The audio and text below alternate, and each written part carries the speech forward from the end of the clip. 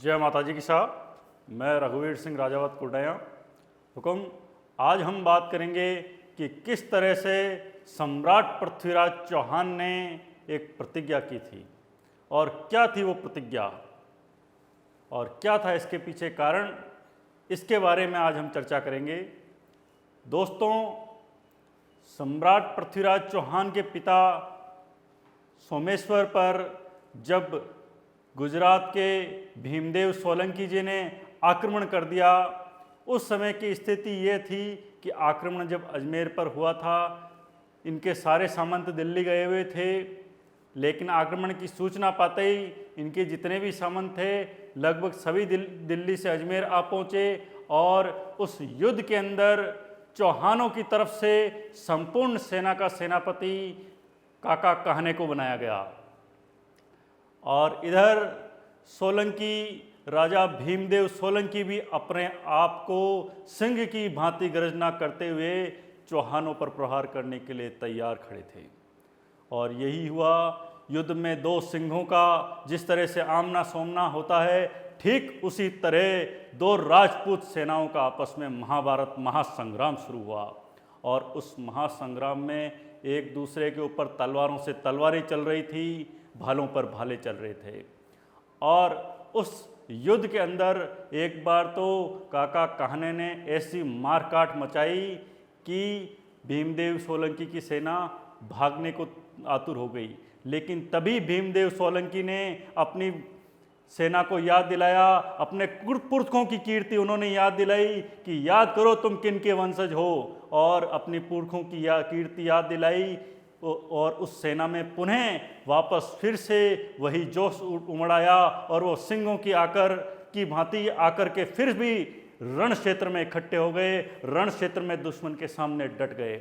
आपस में मुकाबला चल रहा था।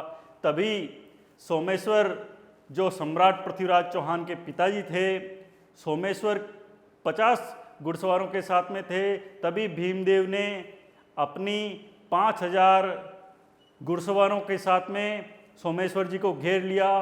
तब सोमेश्वर जी को समझ में आ गया कि अब मेरा अंत निकट आ गया है, लेकिन मैं ऐसे नहीं मरूंगा, मैं इस दुनिया को छोड़ूंगा तो सिंह की भांति गर्जना करते हुए छोड़ूंगा।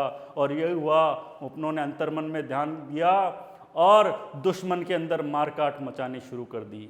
और मारकाट मचाते मचाते दुश्मनों को काटते काटते सोमेश्वर जी ने भीमदेव जी के ऊपर भी कई अनगिनत वार कर दिए।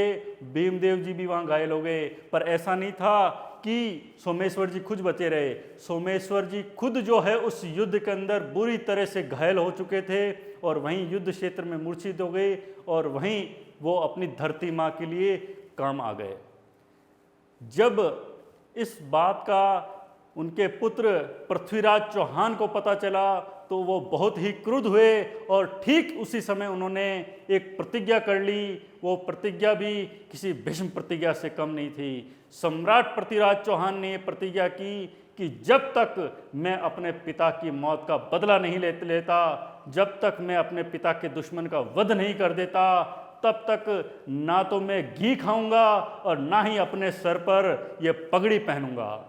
सम्राट पृथ्वीराज चौहान ने, जी हाँ, सम्राट पृथ्वीराज चौहान ने प्रतिज्ञा की कि जब तक अपने पिता के वध का बदला नहीं ले लेता, तब तक ना तो मैं घी खाऊंगा और ना ही अपने सर पर यह पगड़ी पहनूंगा।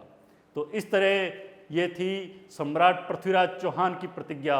और इसी प्रतिज्ञा को इन्होंने भीमदेव जी सोलंकी के राज्य पे हमला किया और वहाँ भी एक भीषण संघार हुआ, भीषण महासंग्राम हुआ। दो शेरों के बीच में संग्राम हुआ और उसमें भीमदेव जी सोलंकी काम आ गए। और इस तरह से सम्राट पृथ्वीराज चौहान ने अपनी प्रतिज्ञा पूरी की। जय माता जी की साहब।